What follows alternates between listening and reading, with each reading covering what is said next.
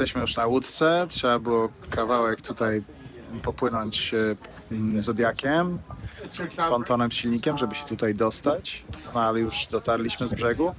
To jest Dive Ningulu, nasz ostatni dzień nurkowania. Miało być 5 dni, 10 nurkowań, ostatecznie wyszło 3 dni, 6 nurkowań. Ale mamy też zobaczyć dzisiaj wieloryby, więc powinno być naprawdę fajnie. Pogoda jest piękna, trochę wieje. Łódka jest naprawdę spoko. Dobra toaleta. Mam nadzieję, że dobrze nas też nakarmią, że będą fajne widoki pod wodą. Jest dużo bardzo tutaj łodzi, bo tutaj przypływa się snorklować, żeby oglądać rekiny wielorybie. Także jest dosyć spory tłok i na parkingu, i na wodzie. Ale mam nadzieję, że nie będziemy tam sobie wchodzić w drogę. No, grzeje słoneczko. Jest miejsce na wszystko. Łódka jest naprawdę chyba najlepsza z wszystkich trzech, na których byliśmy. Zaczyna się naprawdę spoko.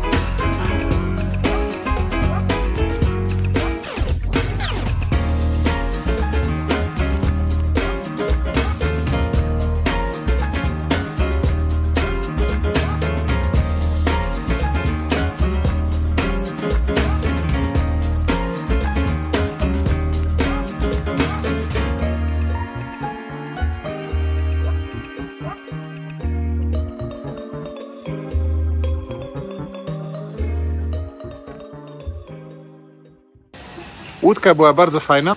To, co mi się podobało na tej łódce, to naprawdę duża ilość miejsca. Fakt, że mogłem obmyć moją kamerę po nurkowaniu, że mogłem wszystko wymyć. Były szafki, żeby położyć swoje sprzęty. Dostaliśmy też owoce po nurkowaniu, ciastka. Był fajny grill, który zrobił Jaime, co zresztą widać tutaj. O, właśnie jak Jaime smaży kiełbaski, cebulę. Zrobiliśmy sobie super hot dogi. Także było naprawdę fajnie pod tym względem. Nurkowania były mieszane. Pierwsze nurkowanie było dobre. Widzieliśmy żółwia, widzieliśmy wieloryba z dosyć w oddali, ale przepłynął pod wodą. Ktoś widział nawet rekina podobno. Natomiast drugie nurkowanie, na obu nurkowaniach był bardzo duży prąd, duże ruchy wody. W górę, w dół woda znosiła się, opadała. To troszkę utrudniało pływanie. I bardzo słaba widoczność była na drugim nurkowaniu, więc to nurkowanie w zasadzie było całkiem nudne. W dodatku ja niestety wymarzłem znowu, chociaż miałem już przeziębienie przez poprzednie nurkowanie, ale teraz z niego wychodzę. Natomiast to drugie nurkowanie zdecydowanie mógłbym sobie podarować. No a teraz jedziemy dalej. Jedziemy w stronę Brum. Mamy przed sobą ponad 1,5 dnia długiej, monotonnej jazdy, także kupiliśmy sobie na drogę kawki, paje, a przy okazji mi udało się dostać coś, o czym nie wiedziałem, że istnieje.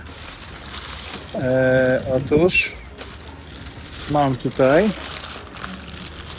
paja z kangura. O! Także to będzie dodatkowa atrakcja tutaj. No i co? No i co? Jedziemy dalej. Po prostu relacja będzie trwała. Pozdrowienia.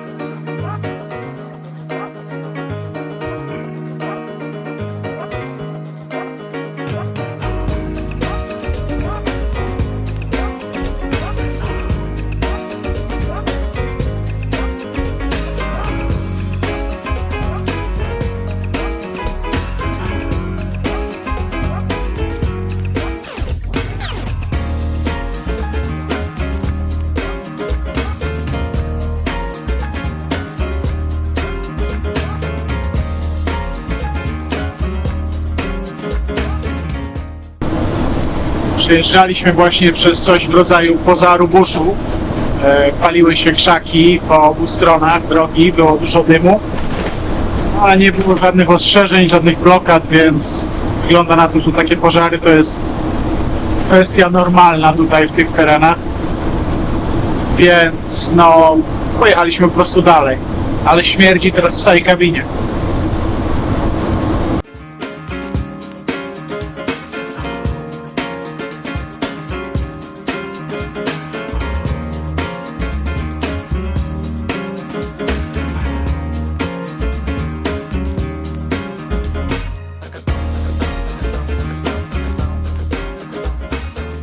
Na stacji benzynowej znalazłem automat z zamrożoną Coca-Colą.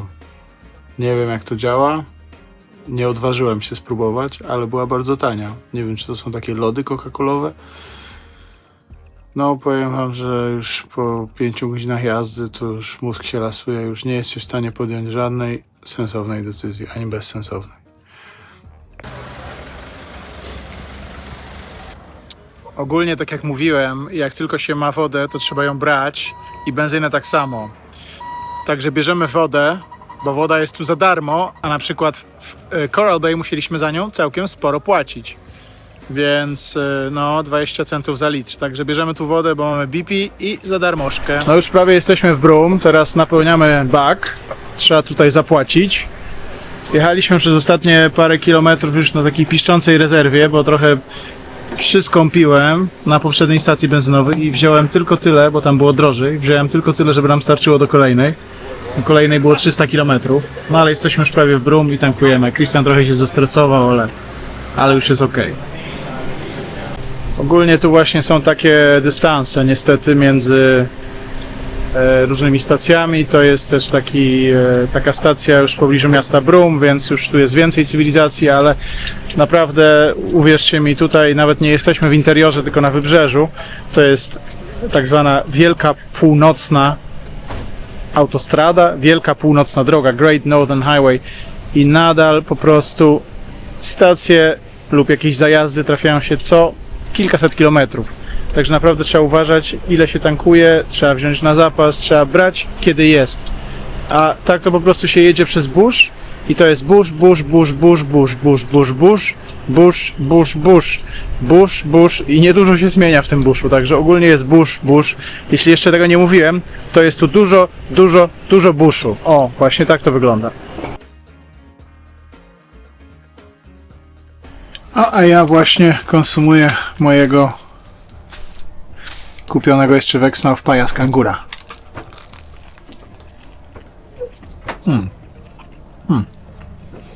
No, całkiem spoko.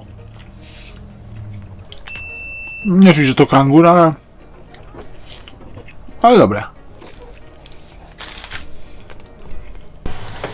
Gotujemy kolację, bo okazuje się, że lodówka jest dosyć pełna. Musimy ją opróżnić, zanim udamy się na podróż na Gibb River Road terenówką, no bo kamper zostanie bez zasilania. Żeby rzeczy się nie zepsuły, robimy wielką kolację.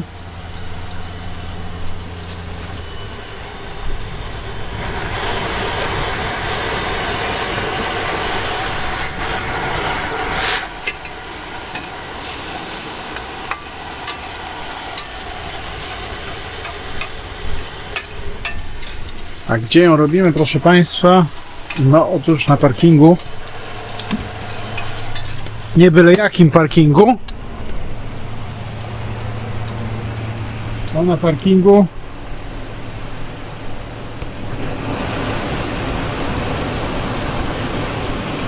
Pod Makiem.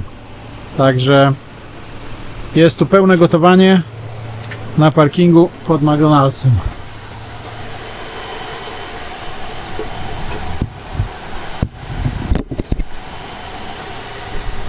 So Christian cooked some nice meal from the remains in our fridge. Looks really nice. It's a tuna casserole and we are gonna have so much pasta now. Look at that cute pasta, by the way. The wheels. This is my contribution. I found it in a supermarket. No, zaparkowaliśmy tutaj wczoraj na takim cypelku niedaleko Brum. W ogóle jechaliśmy strasznie długo do tego Brum, cały dzień, więc to było strasznie pierdliwa jazda przez burz i na końcu prawie nam się skończyła benzyna, bo ja za mało dosyć policzyłem. Ale dojechaliśmy i pojechaliśmy do Maka zauploadować odcinek, który już widzieliście wcześniej, no i pojechaliśmy na taki cypelek, żeby tutaj sobie zanocować. Nie było tu nikogo, było cichutko. No natomiast rano od 6 zaczęli zjeżdżać ludzie, chociaż to jest poniedziałek. Nie wiem czemu tak rano. No są tu piękne klify, piękne wybrzeże, piękna plaża. No ale nie wiem czemu od rana już takie było takie zamieszanie. Nawet słyszałem język rosyjski tutaj. Nie wiem, czy to turyści, czy miejscowi. W każdym razie jesteśmy tutaj, no ja już pobiegałem trochę. Nie za gorąco, jest fajnie, ale się ciepła pogoda zrobiła, więc można już chodzić tak trochę w koszulce. I są tylko jakieś takie wredne, gryzące, zgryźliwe muchy, które bardzo wkurzają, ale poza tym jest to fajne miejsce na nocleg, jest nawet toaleta, bez spłuczki, ale nie jest jakaś bardzo obrzydliwa, także no daje się wytrzymać.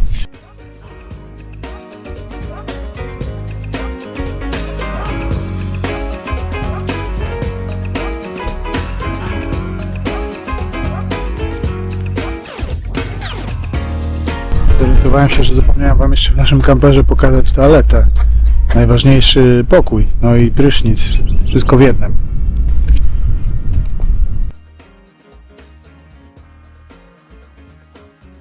This is the shower. To jest prysznic. A tu jest nasz kibelek. O, mało miejsca, ciasne, ale własne.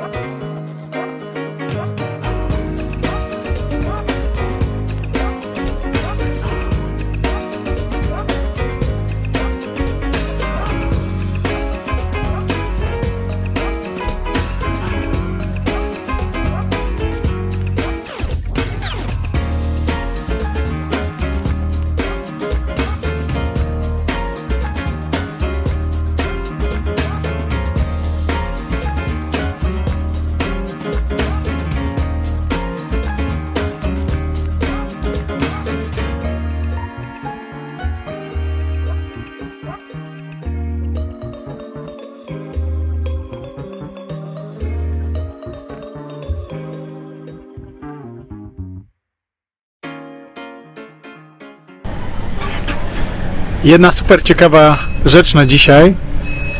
Co wam przypomina to drzewo?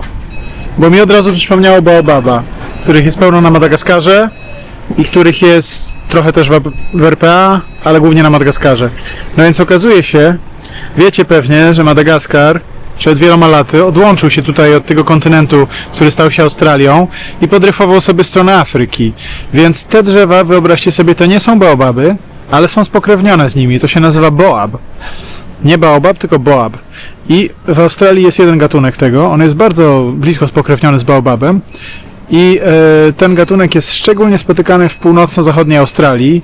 Rejon Kununurra, Broome, cały Kimberley, który jest tu wielkim taką płaskowyżem, taką wyżyną w Australii. I tutaj te drzewa się spotyka, więc to dla mnie było niesamowite. Mówię, czy to jest baobab? No okazuje się, że nie jest to baobab, jest to boab. Śmieszne, muszę jeszcze sprawdzić polską nazwę, nie jestem pewien, czy to jest boab, ale gatunek, nazwa rodzaju jest taka sama jak w przypadku baobabów, tylko drugi człon jest inny. Także jest to coś naprawdę wyjątkowego, taki butelkowaty pień, to od razu przypomniało mi o Madagaskarze. Tu jest jeszcze jedno, mieliśmy szczęście, spotkaliśmy po prostu te drzewa na parkingu, ale normalnie przypuszczam, że przy drodze jeszcze też się gdzieś je uda spotkać, może będą jakieś większe.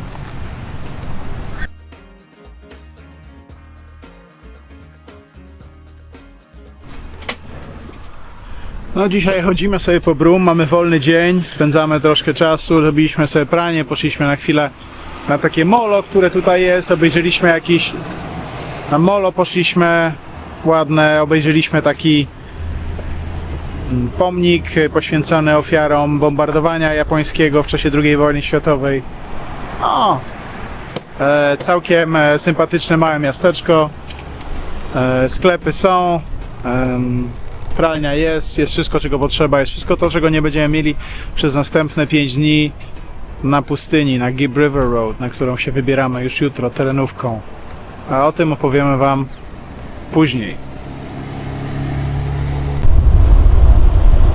Jesteśmy na plaży, słynny Cable Beach, tutaj jest w Broome. Taka 20-kilometrowa plaża, bardzo ładna. Z tym, że problem jest taki, że ona jest bardzo szeroka, a ta linia, gdzie jest zalewany piasek, ten mokry piasek taki, to jest 90% plaży. Zostaje tutaj ostatnie jakieś tam, no, 15 metrów szerokości, gdzie jest suchy piasek, gdzie można spokojnie siedzieć. Cholera wie, kiedy to morze przyjdzie. Christian się poszedł kąpać, woda jest zimna, więc ja nie idę. Ratownik powiedział, że są jakieś takie wielkie meduzy, o, tutaj widać na filmie, są w wodzie, więc nie mam mowy, żebym się wybrał. To troszkę ludzi się kąpie, może z 5 osób, tak jak widzę, głównie w piankach. No, żeby wiadomo, cię nie kopnęła prądem meduza. No, jesteśmy zaparkowani tutaj zaraz obok, jest jakaś mała restauracja, jakiś klub plażowy. Klimat jest spoko, myślę, że w lecie może jest tu sympatyczniej, bo teraz jednak słońce grzeje, no jest 20 parę stopni, ale jak się jest na plaży, to mocny wiatr i tak wychładza. Więc w sumie się o mnie chodzi, to ja chyba zaraz pójdę do samochodu.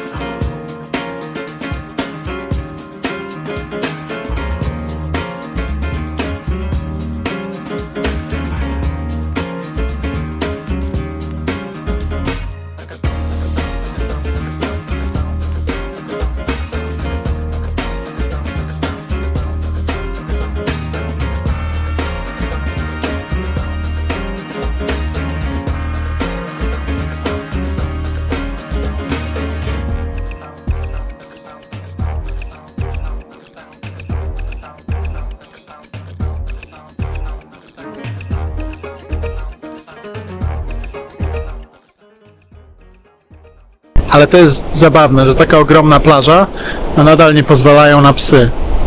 Nie wiem, czy to dla bezpieczeństwa psów, jeśli chodzi o te meduzy, czy po prostu, żeby ludzi nie wkurzać, ale nie pozwalają na psy.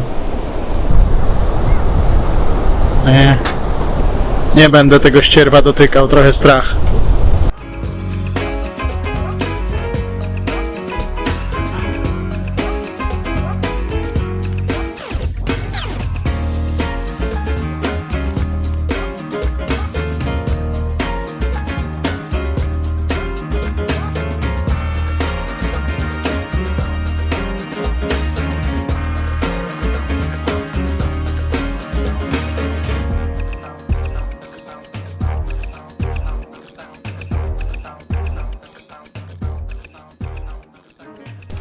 A więc mamy teraz nową metodę robienia śniadania.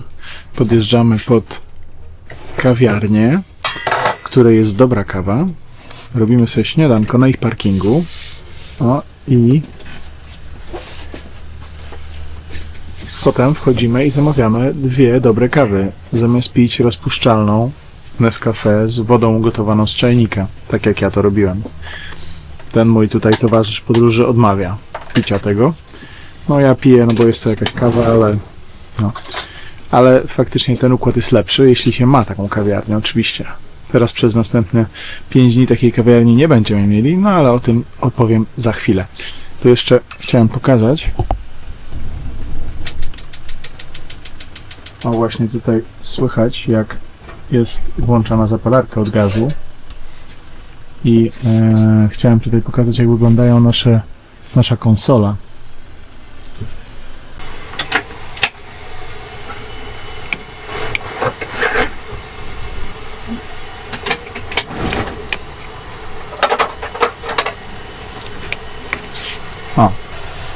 To są różne przełączniki, których się używa do włączania różnych systemów w kamperze lub wyłączania. Na przykład jest przełącznik, który uruchamia zapalarkę do gazu i okap nad kuchenką. Kuchenka jest gazowa, piekarnik jest też gazowy, natomiast drugi przełącznik uruchamia pompę wody, żeby woda w ogóle leciała pod prysznicem, czy w umywalce, czy w zlewie. Jest tu przełącznik, który uruchamia media, czyli to radio, które tu jest, a z niego nie korzystamy. I chyba telewizor. I są przełączniki, które uruchamiają lodówkę, oczywiście to chodzi cały czas.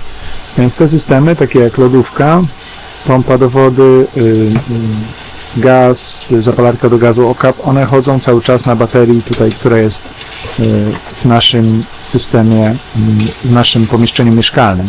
Ta bateria ładuje się podczas jazdy z głównego akumulatora, natomiast są różne systemy, które też działają wyłącznie, jeśli podłączy się kampera na kempingu do ujęcia 220V. Takim systemem jest na przykład klimatyzacja, której na szczęście nie potrzebujemy, bo nie jest gorąco w nocy, ale również na przykład ładowanie 220V, żeby podłączyć jakieś urządzenie, baterię, komputer, baterię do drona. Tutaj są gniazdka, ale działać to tylko na kempingu, bo ta bateria nie jest wystarczająco mocna, która tu jest, żeby obsłużyć takie rzeczy, więc na tym polega różnica. Są pewne rzeczy, które działają cały czas, o ile się jeździ trochę i podładuje tę baterię, tak jak właśnie lodówka, czy zapalarka, czy pompa do wody, a są takie rzeczy, które po prostu działają tylko jeśli podłączy się kampera do 220V. Ja tego nie wiedziałem i myślę, że to jest ciekawa sprawa, bo jesteś niezależny w pewnym sensie, ale nie tak do końca. No i właśnie powstaje tutaj śniadanko.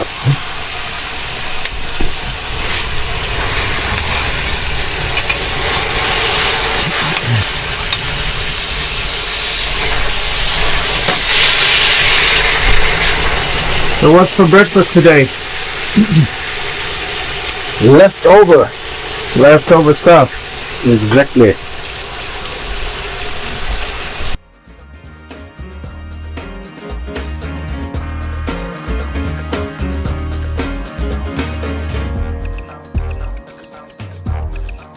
I voilà, i tak wygląda nasze śniadanko z kawą z zewnątrz.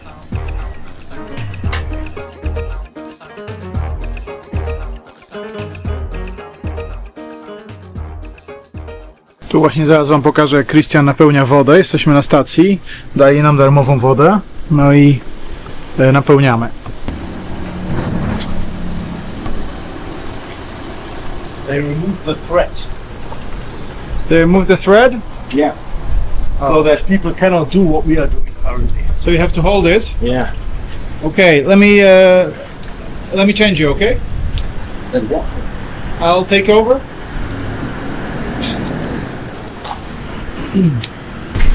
No więc tak to właśnie trzeba robić. Musimy to, jak się nie trzyma, to pryska, bo ktoś usunął tutaj, usunęli gwint z kranu, żebyśmy nie napełniali kamperów właśnie w tym celu.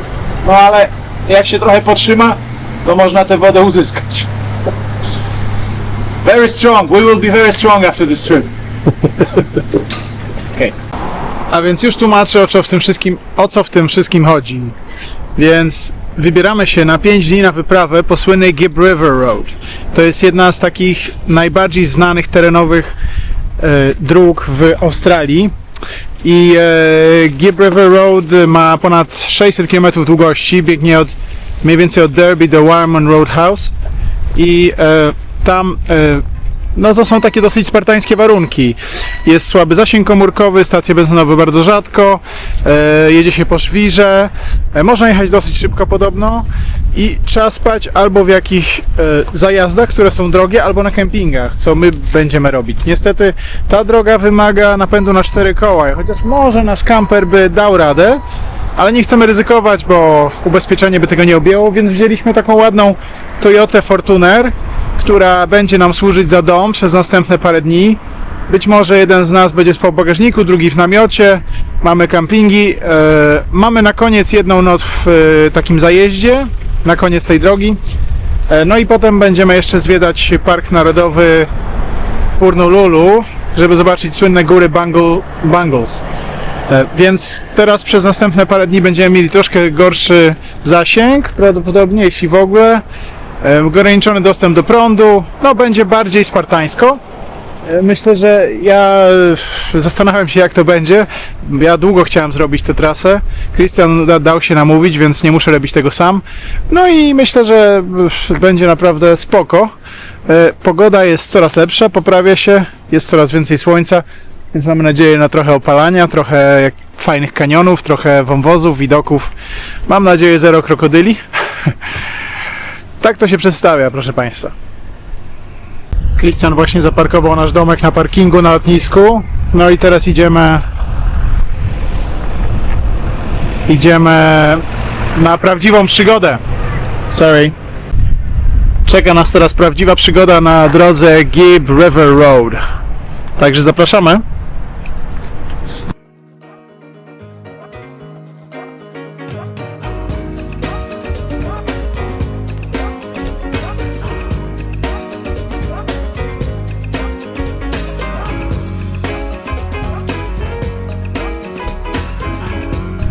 Everything good?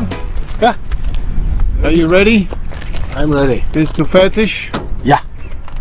Die Abenteuer erwartet uns. Ja, das stimmt.